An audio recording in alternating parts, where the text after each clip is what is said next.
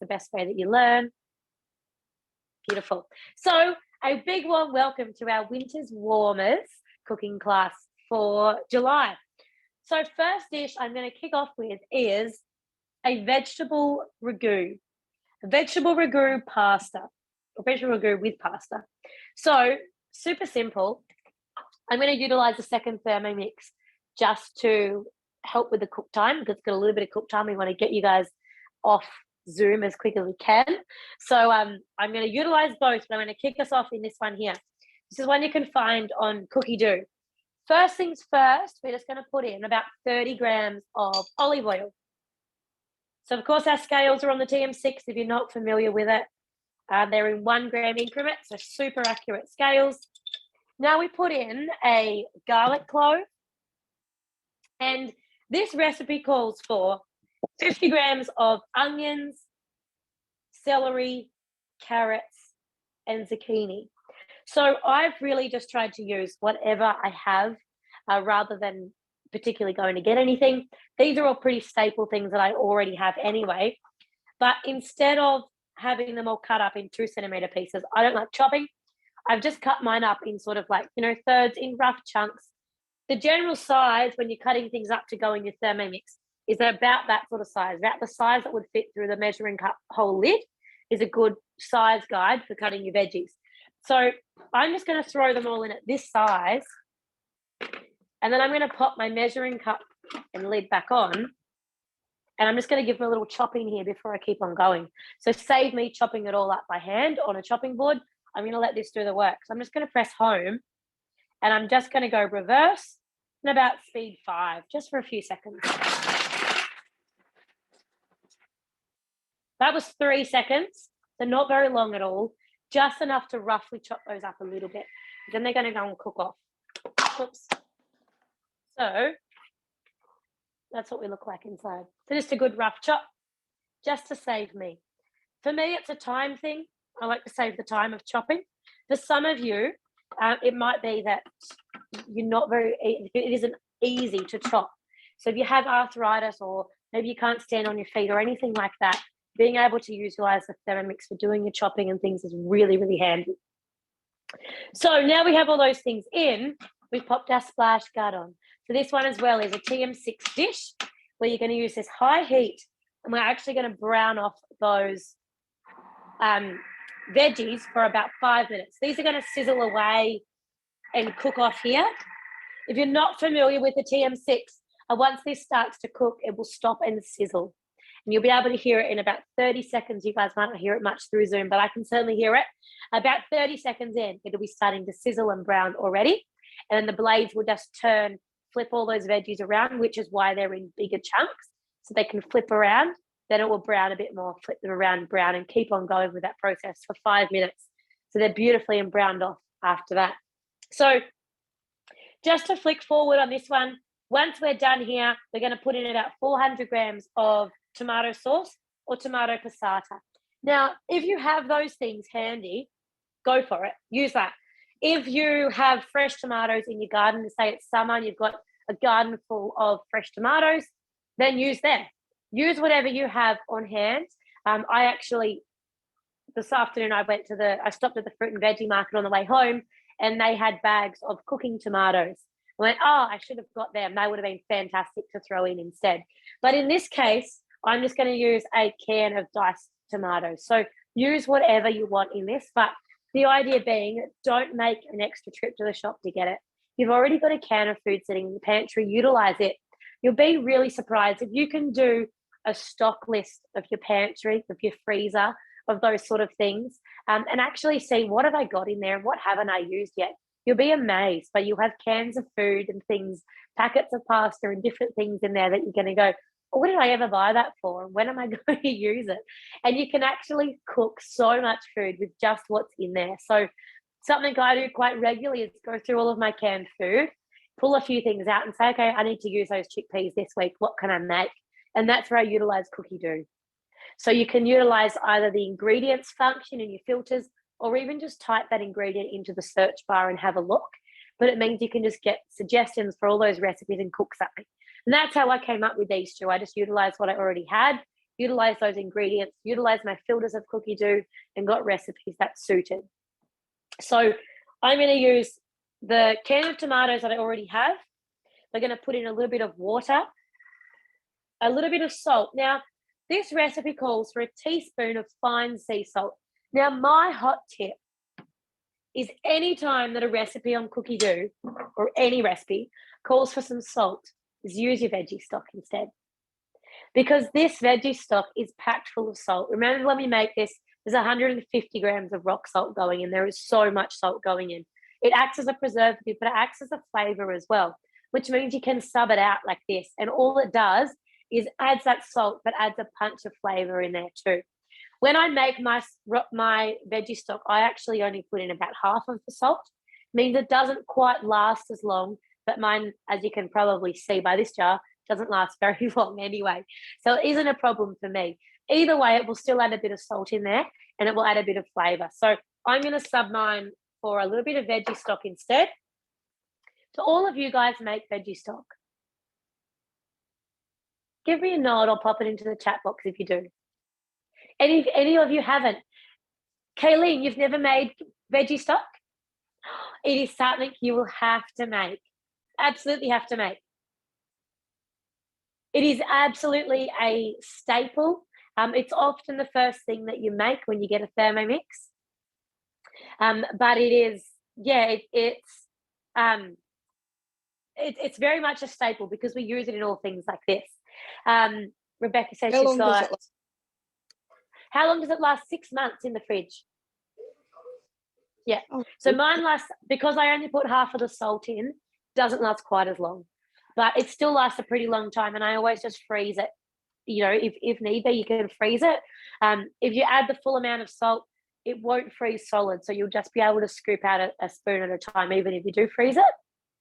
But it lasts a really long time, so you don't have to worry about it going off or anything like that.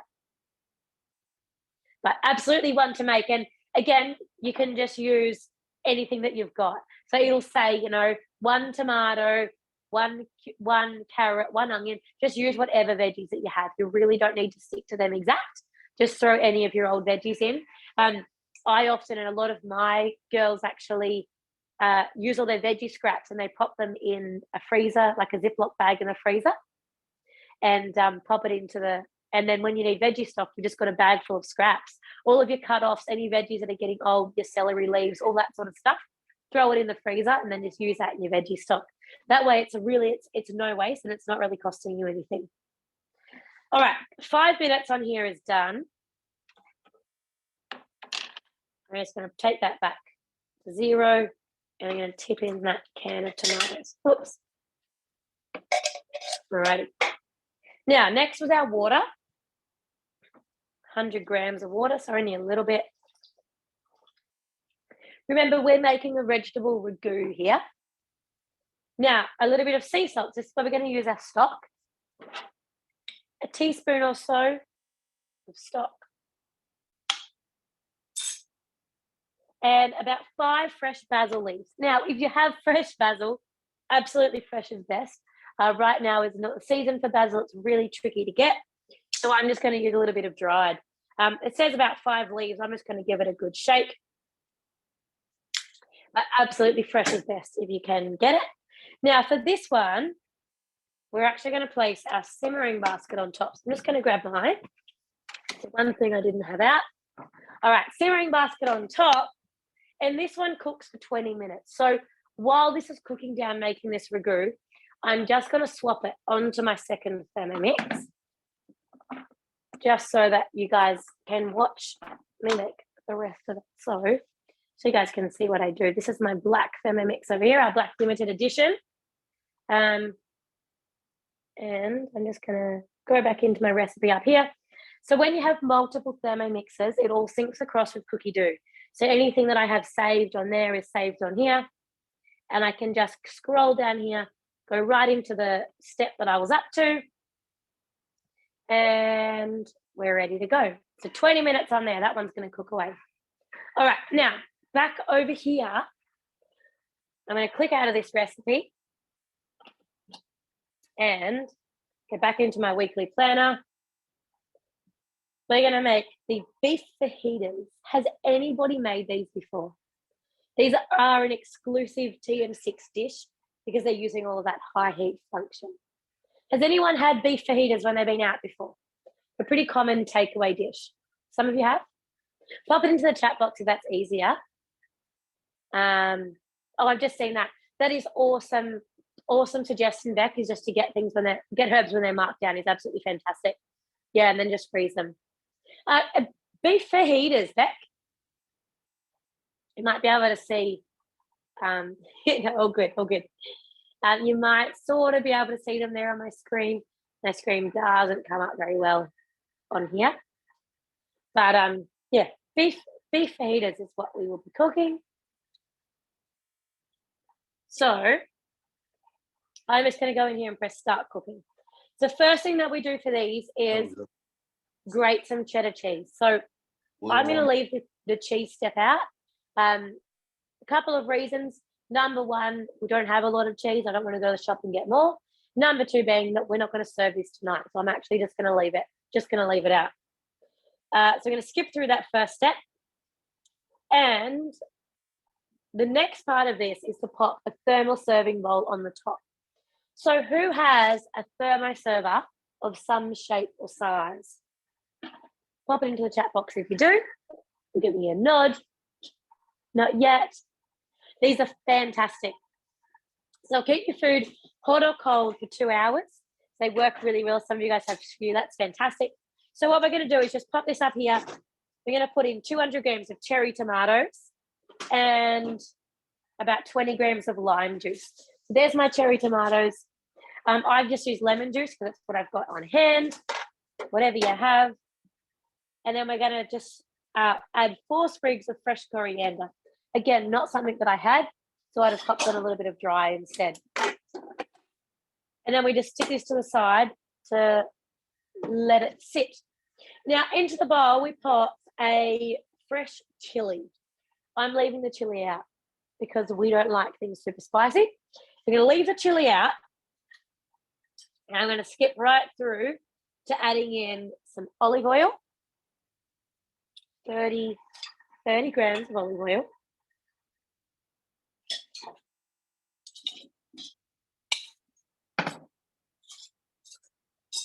Now, 170 grams of red onion. I'm just using brown onion. That's what we've got. That's a little bit under, but that doesn't matter. About 180 grams of capsicum. So this is what you guys saw me cutting up a little bit earlier. Just cut into slices. And then about 180 grams of yellow capsicum. In. Now, again, we use our splash guard. Let's grab my lid over here and pop our splash guard on. And this cooks off for 8 minutes. So while this is cooking off, I'm just going to move this one back over a little bit. While that's cooking off, I'm going to shuffle my things around a little bit and get the rest of this recipe ready. So after this, we are going to take our browned off capsicum and onion, and we're going to mix it in with the tomatoes that we've got sitting over there in the lime juice. And then we're going to put in a teaspoon of onion powder, some ground cumin, ground coriander, some smoked paprika, and a little bit of salt. Now for this one, it's 1/4 teaspoon of salt. I'm just going to grab a salt shaker. 1/4 teaspoon, so it's hardly enough to worry about putting stock in. So I'm just going to use that one instead. A little bit of pepper, which I have here, and a little bit of olive oil again. Now you mix all of that together, and then you add in your beef. So for this one, we're called for 350 grams of beef fillet steak and cut into thin strips, being sort of 1 by 6 centimeters. So how many of you guys said you've had these before when you've eaten out, or you know what they are, you're familiar with them? A few of you guys. Cool. So these are often like a takeaway style dish, where you're having like thin strips of beef, thin strips of capsicum or veggies, and you often have them wrapped up in a tortilla or in a mayo bun or something similar to that. They're sort of like a little finger food. You just scoop it on, have it in the roll or in the wrap, and you just eat them like that. Often you might get a salsa or something like that else with them. Grated cheese, usually you're having like lettuce, maybe more fresh tomato, cucumber, things like that, sour cream, and you just eat it all together like that.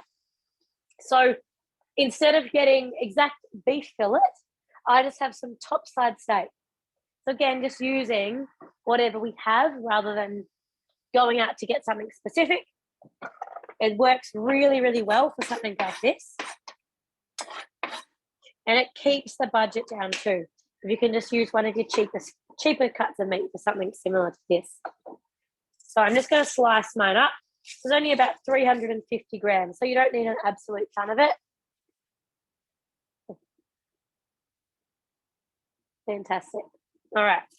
So I'm just going to get this out. I'm going to cut this up while it's going for a couple of minutes here. All right. So this is set about 1 centimetre by 6 centimetres. Sort of long, thin strips for this one. Sort of like any of your stir fries. How many of you guys have used the high heat on your TM6s before? Lots of you have a Thermomix, a TM6. Who here has used the high heat? Come off mute and tell us about it if you have. Or you're welcome to put it in the chat box. Me, awesome. Who else? I have to say, from going from a TM5 or an older model. Oh, yeah, go. Do you mean high heat, like as in like in a dish, like say chow bao and all that, where you scrape it? Yeah. Yeah, anything that uses like that sizzle mode or the high heat. The sizzling. Yeah. Yeah. Great. Yeah. What do you think of it? And what do you think of like the smells and the flavors that you get out of it? Yeah, I love it. Yeah. Yeah, it's beautiful. That's awesome. And so maximum 50 grams at a time, yeah? Or is that just in that one recipe? Yeah, it depends on the different recipes. This one will use 350 grams at a time. Yeah. Yeah. Okay. So it just depends on the different ones. Depends on how they're made. So I see in the chat there, wish you could use it in your own recipes. That's sort of why we can't just give it to you for free reign to use, because it has to be it's so tricky to program it exactly right. When we first developed the TM6s, there was so much that went into the testing of these high heat recipes, because you can sort of imagine the surface area of the bottom of a Thermomix bowl is not very big. Whereas when you're cooking on a fry pan, you've got a whole fry pan or a saucepan, whatever it will be, you've got a lot more surface area to be able to shuffle your things around and get them browned. So when you're doing it on the bottom of a Thermomix bowl, there's so much that needs to go into that, in the heat adjustments to get hot enough to sizzle, but then have the blades be able to turn to flip everything over to sizzle on the other sides, nothing get too burnt. But get enough on there that you get that flavour. So there's so much that goes into it. And that is why for those exact high heat steps where you've got the little sizzle mode coming up, you do have to stick to the exact quantities. And if you go or relatively close, you can be a few grams over or under, but you can't be going, doubling it and that sort of thing, or you just won't get that same effect. In terms of, sorry, so the high heat we can only use in cookie dough. We can't actually do it ourselves. Yes, that's right. Yeah. Okay. Yeah. So just while we've got, how long have we got here? I've got 2 minutes. What I would suggest for those of you who are wanting to play around with adding your own recipes and things like that, is just take the high heat steps that you like and use them for your own recipes. So if I just go in here to cookie dough, if I toggle this down to collections and I look up here at high heat,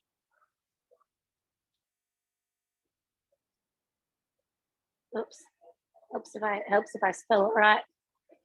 High heat. Oh my gosh. High heat. You can take some of these. So if you have a look here, this is a whole different ways of just cooking onions, 8 different recipes. So the start of your recipe that you're wanting to create or put on needs brown onions. just go and take one of these and do that at the start of that recipe, if that makes sense. If you look over here, this is all different vegetables. So you can just take one of these, use that step for that particular thing, and then do the rest of whatever else you want to do in a created recipe. So you're still getting to utilize it in that way. And yeah, you've got like heaps of different ones in here using high heat. Obviously, that's not including recipes like this. So for instance, if I had, if in a created recipe, I wanted to have, like, it was a recipe that, that used 350 grams of beef and I wanted that browned off, I just use this step of this recipe, brown it off, and then keep on going with the rest of mine. And with the ability to import or adjust an already a recipe in Cookie Doo, you've got options. So you could take the Cookie Doo recipe and adjust it and add all of your other steps in instead. Or you could import a recipe and then put in the notes of that recipe before you start, go over and do the high heat step out of the beef fajitas and then come back, or something like that, if you really want to do that high heat stuff. You're getting a little bit technical. So for those of you who are thinking, what on earth are you talking about? Don't stress. This is sort of the finer side of thermomixing once you start to get into it. Can you add 2 recipes into one? I don't believe so yet in terms of the editing. What you could do is obviously like copy the steps out of one, paste them somewhere, go in and then paste them back in on top of the second one. But in terms of having that functionality of the adjusted recipe in Cookie Doo, you at this stage you can't blend 2 into one. No. All right, so these are finished browning off. I'll show you what they look like. Let's give these a little mix around. So this was just onion and capsicum, basically, all browned off. So the beauty of that sizzle mode is that the blade isn't constantly turning. So say I had cooked these like that ragu is cooking right now. It's only stirring slowly on speed 1 and it's on reverse, but it stirs constantly. So even after 8 minutes, your veggies would be more, they'd be bendier, softer, and they'd be sort of wrapped around more, which is the same effect that you're going to get in a TM5 or a TM31. Whereas the TM6 has this ability to do this and not have that blade going constantly, because that's the big difference, which means that it's the model that's able to give you this, which is just like a stir fry, which is really, really cool. All right, so what we're going to do now is just add that on top of, we don't have a lot of space here to do this, but add this on top of our tomatoes that have been resting.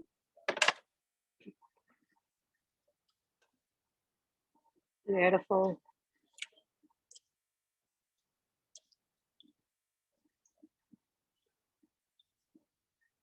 All righty. Now, before we go on, have a look there at the bottom of my bowl. See how it's all browned in spots? Can you guys see that? Yeah. So that is just that browning caramelization mode. So when we developed these recipes, what we found is that you don't need to completely brown and have an actual brown burnt look on your veggies or your meat to get the flavor. You just need to get them to a high enough temperature to release that caramelization flavor. And that starts to come when you can see it getting brown on the bottom. So the other half of that is, don't stress if your bowl is brown like that. It actually needs to be in order to get those flavors out. So if you're ever cooking with high heat and you're going, oh dear, it's burnt, it isn't burnt. It is just what needs to happen in order to get those flavors. Imagine if you were cooking on a fry pan, if there was nothing getting stuck to the bottom and there was nothing, you weren't having to scrape anything around, you'd be saying it's not cooking, is it? That's part of the effect, is that it needs to be cooking, sauteing, browning a bit on the bottom and leaving that darker brown residue on the bottom. If you are having trouble in getting it off on the end, if you're going to be cooking more savory dishes the next time in your Thermomix, number one, you can just leave it. It doesn't really matter. It's called seasoning. That's what our chefs call seasoning when they season in their pans and things like that. But the other half of it is to use the browning pre-clean, where it will actually soak it and give it a wash. And if that doesn't get it off, use a Euro scrubby. That's like a non-stick scrubber, so it's safe for your Thermomix bowl. We sell them in the mix shop. They're about $7. You can just put them in there and give it a bit of elbow grease and scrub it off if you are, worried about that mark that's leaving on the bottom. I'm just going to check the chat box. Yeah, and that's right. If it goes brown on the bottom, don't even worry about it. Particularly if you're going to be cooking savoury the next term, it really, really doesn't matter. All right, so leaving that bowl exactly how it is, we're going to put in a teaspoon of onion powder. So that's why I have all my spices here ready. I love these rose gold measuring spoons. They're so pretty. If you are looking for a new set, you need to update yours. I always seem to lose one or two of mine, which was a pain when it came to cooking. So I love having a brand new set that's all held together. A teaspoon of onion powder, 2 1/4 teaspoons of cumin, which is an interesting amount. That's all right, 2 1/4.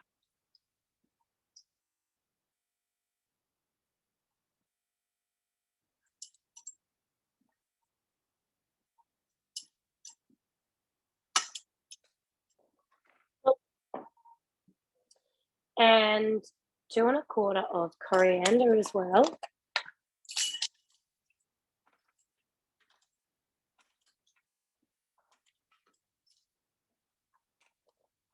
2 1/4 of paprika. I would love to ask, just while I'm doing this, what are your staple spices to have on hand? Pop them into the chat box. What do you always have in your cupboard? I know prior to Thermomix, I didn't have any at all.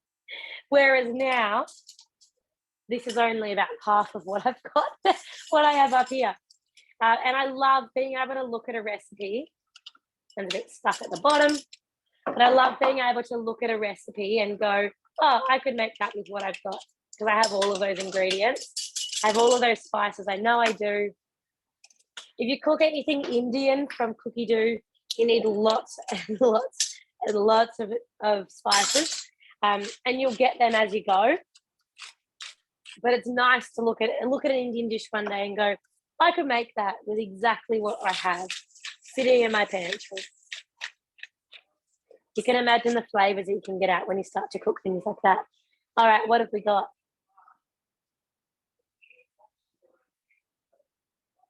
Paprika, cinnamon, cumin, paprika. Wow, 60. That's impressive, Mandy. That's awesome. All right, about 40 grams of olive oil. And mix all of those spices together. 4 spice racks full of stuff. Love it. Where do you guys get your spices from? I think this is a really good time to get some tips off your peers, other people on here. Coles or Costco. Where else? I typically just get like my smaller jars from Coles or Woolies, just from the supermarket. Or the Asian supermarket is good. I actually did a bigger shop earlier this year from a place called Grandma's Pantry. They're actually based up in Queensland, but they do bulk spices and herbs. So I was able to buy like 500 grams at a time, and it was really, really cheap. But the best thing is that I still have a big box of it. So every so often I go, oh man, I'm out of garlic powder. I go and have a look and I've still got a big bag because I bought 500 grams. So really, really handy for me. If you're someone who's not doing a lot of cooking, obviously 500 grams is an awful lot. So you do need to have a look at, at what you can get. But it's really, really cost effective. And just it's so handy to have them all on hand. So if it is, if you have someone near you that's into similar cooking, and have a chat with them and see if you can maybe split an order between yourself. But any other ideas, keep them coming through, because I think it's great to, just have some ideas on where you can get them from. All right, putting our beef in now. Brown this off. All right. I'm going to give this a little stir with a spatula just to mix all of those spices in with the beef. This is smelling so good already, and I haven't even cooked it yet. Yum. All right. Now we put our beautiful splash guard Back on again. And we've got another 8 minutes here for this to cook off. So let's have a look. What do you guys reckon? In the chat.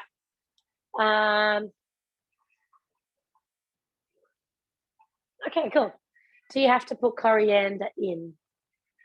Only if you want to. You don't have to put coriander in. You can use whatever spices you feel like. Aldi, I've never looked at the spices that they have there, so that might be a good one to have a look at. All right, while this is cooking off, my ragu has just finished. So let's hop over here and see where we're up to. So next. Now, what we're going to do with this one, just going to get that really, really hot. This was our vegetable ragu. Yum. Have a look at that. So that is just slow cooked. Remembering that that's browned off first and then slow cooked. And this is just veggies and tomato, garlic. Yum. It smells so, so nice already. So what we're going to do is just leave this to stay warm. And the rest of this recipe is then to cook pasta. So I thought before we just go on with a boring pot of pasta, I wanted to quickly cook something else for you guys. So the other thing that I have, to go with these beef fajitas, you'd usually, use tortilla wraps or something like that. But instead, has anybody tried, it's a brand new recipe on Cookie Doo called the 2-ingredient dough. Have any of you guys used it? No? Anyone? No? Anyone at all? No? Well, you're going to have to after this. So I love my doughs. I've run bread making classes and things. Anyone who's done much with me knows that I love dough making. The only thing with it is that there's always a bit of time involved because you've got to wait for proving times and things like that. This one, you don't. It is so cool. So I'm going to show you guys what it looks like. Give me 1 second just to shuffle around. All right, 2 ingredients. Guess what they are? Any guesses? You're not allowed to go and look at Cookie Doo. Throw them out. Come off mute. I'll put it in the chat. What are my ingredients? Flour and yogurt. You're cheated. I reckon. You cheated. All right. Flour and yogurt it is. So preheat oven to 109 degrees. That means you did it. I reckon you did. You knew what they were. So just put the oven straight on because as soon as this comes out, it's going to be ready. It is so quick. I'm obviously not going to bake mine right now. Go and have a look at my Facebook page if you want to see the end result because I did it just the other day. You line your baking tray, have it all ready to go because as soon as this is out, it is ready to put in the oven. So 300 grams of self-raising flour. Well, you should try it. It doesn't taste like yogurt, I promise. It's just the makeup of the yogurt is what makes it so fluffy and so quick. So it's honestly, it's worth making yogurt, even if you don't like yogurt, just to try this one. It's really, really good. All right, so 300 grams of self-raising flour. The tips of this recipe say you can use wholemeal, you can use rye, you can use whatever you want. Use plain flour if you need to and just add a bit of baking powder. But obviously it just needs that little bit of baking powder to rise. So 300 grams of self-raising. And our second ingredient is yogurt.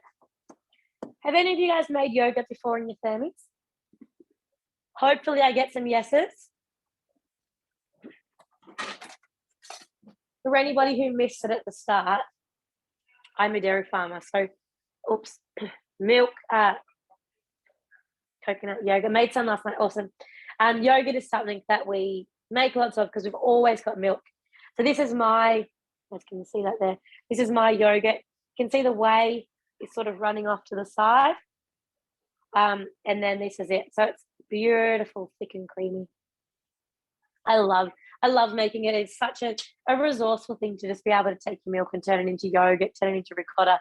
It's really awesome. And this is so much nicer than the store-bought stuff, but you also know exactly what's in it. It's so you pay through the nose to get yogurt that has simple ingredients and that isn't full of fillers and preservatives. So being able to make your own is absolutely awesome. So we're going to use 250 grams of Greek yogurt. I always add the whey in for this because it doesn't matter at all. It's great for cakes and breads and things.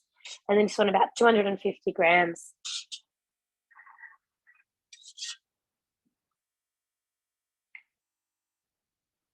All right.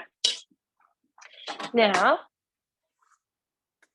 that is it. That's our 2 ingredients. Pop my lid on and turn the wheel. So 40-second knead this is. The quickest dough you will make. Your kids won't eat the yogurt. Well, Beck, turn it into this. Turn it into this. It's fantastic. All right, I'm going to grab my dough mat out. This is going to be ready. Super, super quick. I'm just going to shuffle this back. You guys might have seen I have the glide board under this. Over here. Have any of you guys purchased a glide board yet? They're awesome. Means I can just slide it around. Right, I'm going to move this back over here out of the road. It also really, really reduces the amount that your Thermi locks. I'm just going to knead that for a second so I can show you. You know, usually when you're kneading, your Thermi rocks a bit on the bench. With the glide board, it does not move at all. It is so cool. There's actually little pockets, 3 little feet in your glide board that it sits down and into. So it really helps to keep it in place. Absolutely worth it. All right, so this is our dough. Done. 40 seconds. I'm going to turn it out onto here. Get the last little bit out of the bowl. It's a little bit sticky, as you can see. If you're worried about that, just put a little bit of olive oil on your hands, and then it's done. So you can just push it together. You can knead it. As you start to move it around, that little initial bit of stickiness will go, and then you can do whatever you want with it. So flatten it out into a few pizza bases, have it as bread rolls. You can roll out like sausages and make plats or pretzels or anything that you want, but that's dough done. So my idea for this one was just to break off little pieces, roll them out sort of, you know, pretty well flat, but like a little mini pizza base, and then bake that in the oven for maybe 10 minutes, maybe not even. And that would be like the perfect little pocket to stick your fajita filling in, fold it over, and have it in there. What do you guys reckon? Yeah, pretty cool. I reckon that's a pretty cool idea considering it took a minute to make. And it's fresh. Honestly, you need to try it because it is so light and fluffy. You would not believe that it was yogurt in there. It is just as nice as any bread. It's absolutely beautiful. So please, if you haven't tried it yet, give it a go. The 2 ingredient dough. I'm just going to wrap it up in my thermomat over here. And what time are we looking at? It's nearly 8:30. So I'm not going to worry about, do you guys want to see the pasta cooked? Or you're pretty confident we're cooking pasta? Or pretty confident? Yeah. If any of you desperately want to, let me know. I can cook it. But basically, you just cook the pasta and stir that ragu through it. So I don't think you guys all need to stay on Zoom an extra 20 minutes to see pasta cook. But if you do, I can stay. Oops. Pasta is easy. Pasta's really easy. All right. So shuffle everything back over again and let's go back to our fajitas. So you've got your dough done. You're going to throw that in the oven. Give it 10 minutes or so while this is cooking off. And this would be like a not even half an hour meal. Yum. All right. Next, transfer this into the bowl with the vegetables and stir to combine. So let me move this back again. Let's try this. This is our vegetables. Remember we cooked these up a second ago. Vegetables and onion and tomatoes. In goes, look at that. Yum. That is just like, it smells so good. But it is just like you were just standing there at the stove cooking that. Perfectly brown, tossed around. Delicious. I'm just going to scrape a bit of this browning off the bottom because that's where all the flavour is. Now, just before I do anything, this is a Flexicore spatula. I absolutely recommend these They have just been redone, the whole design of them. They're a bit wider now, and they are just the perfect shape. Nothing else will clean your bowl out as nice as what these are. They're beautiful and firm, so you can have a good scratch at anything that's stuck on the bottom. But they get around your bowl. They're all silicone. They're bendy. They are the nicest spatula to use. If you haven't got one yet, go and get one from the mix shop or ask your consultant. Whenever you do check out of the mix shop, make sure you pop the consultant's name in. They're only about $7 or $8 to get. So they're really cheap, but honestly, you will use these so much. They're absolutely beautiful. All right. That is it. Done. I'm going to mix this together. But this is our fajitas. So you go out to a restaurant and you're going to pay $25, $30 for fajitas. It's literally this. It is just this mixed together. Those fresh, when you can go and, mix this up, you're not buying a packet of seasoning. You're mixing this up together, mixing it up fresh. It just tastes and smells amazing. And that's all done hands-free. All of those minutes of browning off are what add that flavor in. And none of it I was tied up for. I had time to go and make another dish. Had time to go and make dough. If you have a huge family and you're thinking this isn't enough for the whole family, make something extra. You're going to have time. While this is cooking and doing this, whip up a salad or pop something else and whatever you need to do. Because the benefit of just being able to whip that up as opposed to going out and getting takeaway will save you so much money and so much better for you as well, being able to eat fresh like this than, eating a takeaway with all the extra added in or eating out. So that is it. That's our beef fajitas. Like I said, roll out some of those balls of dough, pop them in the oven for a little bit and sandwich them in here. And then you've got a half an hour meal that is absolute restaurant quality and the flavors are just fantastic. So that is it. Now our ragu, like I said, we haven't done haven't cooked the pasta just to finish it off, but that is our ragu. Cook your pasta, tip this over, stir it through. You can add in some Parmesan cheese or whatever else you want to add in, and that is it. It's finished. You've got 2 meals essentially done really quick. Both of them were super hands-free. Either of them could be done if you're home in the day, in the morning, after dinner to prep for the next day or whatever you need to do. You could stir these through zoodles or something different too if you didn't want to have the pasta, but really, really easy things to do. And you can just substitute anything out that you need to. So pretty quick and easy. What do you guys think? And is there any questions? Oh, well, just wondering, how often should you service your Thermomix? You don't need to do it at all. Unless there is an issue with it, we can take it in and have that fixed, but they're not something that needs to actually get, serviced in terms of that. So something like your car, when you've got to go in and have the oil changed, whereas with a Thermomix, they're designed just to keep on going. If you're getting errors or your scales are going or something like that, then absolutely we'll send it off for a service. But other than that, just keep on going. They don't need to go back for a regular service. Awesome. Thank you. No worries at all. So your face